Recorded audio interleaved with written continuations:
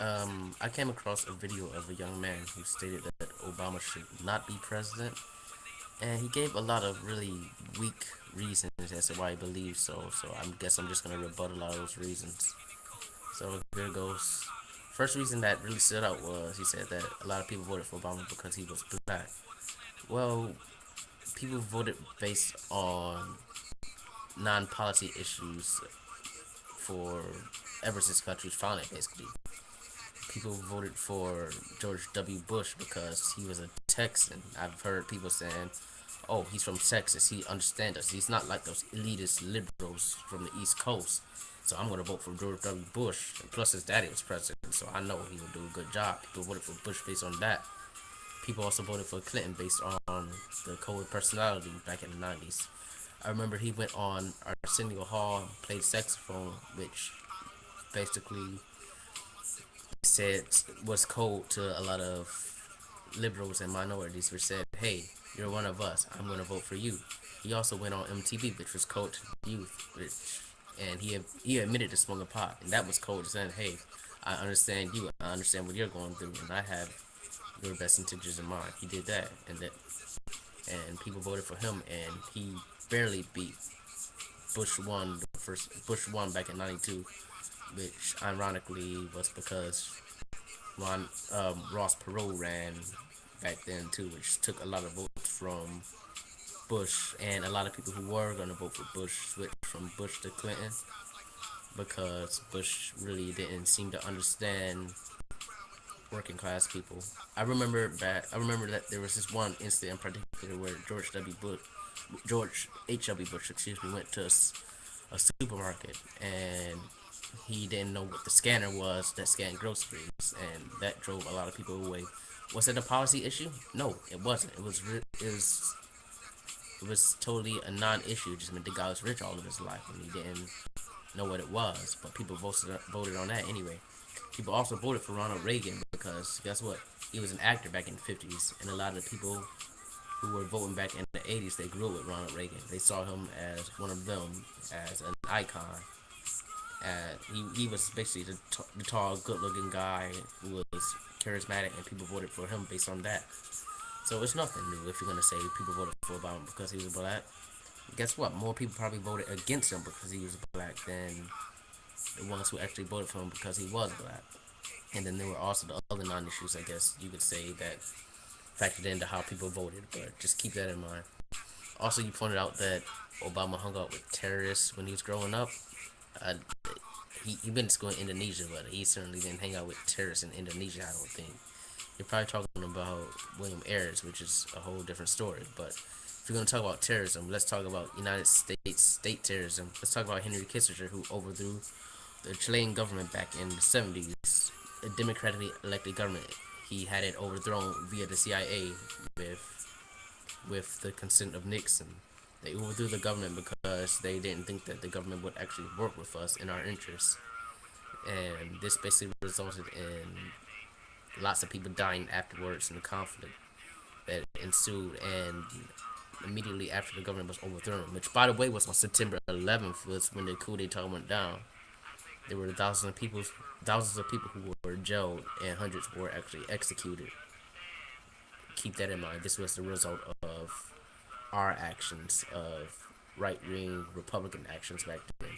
We also overthrew Kwame Nkrumah's government back in Ghana back in the 60s because we thought he would work with the Soviets. We overthrew the first democratically elected Iranian regime back in the 50s because we didn't think that they would work with us. And we also illegally bombed Cambodia back during the Vietnam War, which resulted in hundreds of thousands of people dying and then millions of people dying afterwards because of the effects of the bombing. We also talk about the media love affair that Obama had. Yes, he did have a love affair if you watch CNN and MSNBC. But also, he had an hate affair if you listen to right wing propaganda on Fox News and talk radio or whatever.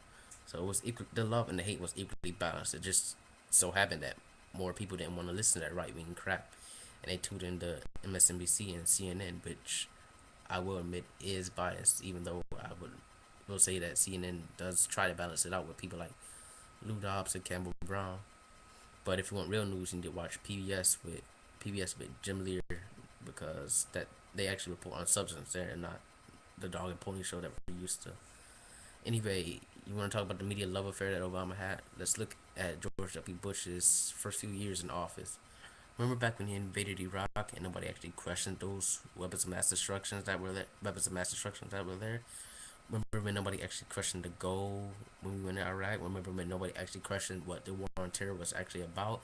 Remember when it took people burning American flags in the streets for the media to actually start pointing out that, hey, maybe what we're doing is wrong? Also, let's look at George H.W. Bush's invasion of Iraq back in the 90s. When Bush invaded Iraq, it was explicitly about Iraq's oil usage. But the media didn't question the fact that we actually gave Iraq weapons back in the 80s. Media didn't question that. And it goes on and on and on and on as far as the media love affair with politicians are concerned.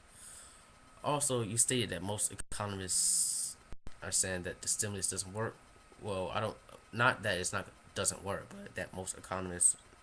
You said something about the stimulus. I forgot what it was off the top of my head, but I want to know what economist you're talking about, because Paul Krugman actually stated that the spending bill, the stimulus bill, which you stated was a spending bill, but guess what? Stimulus is spending. That's what a stimulus is. Paul, Paul Krugman of the New York Times actually stated that Obama didn't spend enough and that we'll probably spend some more. So keep that in mind. Also, you pointed out, stated something about earmarks, which stated that the stimulus was filled with. You stated something weird about earmarks. I don't even remember what it was. But the fact of the matter is, 40% of the earmarks were actually replaced in there by Republican congressmen.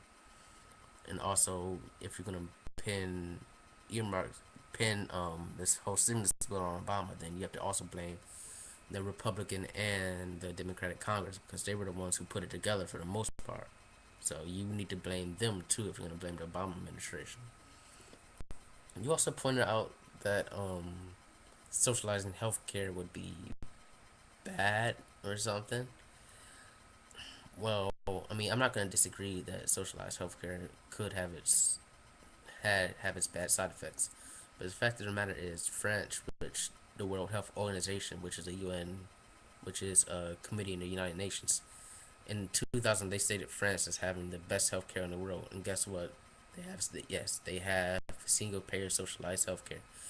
The people in France pay 70% of their medical costs if they just go in for just like a normal medical treatment, whatever. And if they have like a bad ailment or long term illness, then France pays 100%. And the United Nations ranks them as having the best healthcare system in the world back in the year 2000. They ranked number one. Also, you stated that AIG should have been let to fail. I don't think you really understand economics, because if AIG fell, then the toxic assets that the banks hold, they would have basically been wiped out, and which means that they wouldn't have been insured at all, and because the credit default swaps that AIG holds would be solvent, because AIG would be gone, and if those assets were wiped out, whatever, then banks, then there wouldn't be any liquidity, because banks wouldn't be lending money. Well, they're not lending money now, but they stopped lending money more than they are now, and people wouldn't be trading because they'd be scared out of their minds or whatever. It's really complicated, but just keep in mind, considering how interconnected Wall Street and Main Street is, if AIG failed, then Main Street would fail. It's a given. Also, you talked about the the government owning businesses or whatever. Like how you said something weird. What was it? You talked about how the government ownership of businesses were hurting us, but you have to keep in mind that it was the unbridled capitalism that actually hurt us in the long run, as far as subprime loans are concerned, because the Fed actually could have intervened. The Fed, which is a government institution,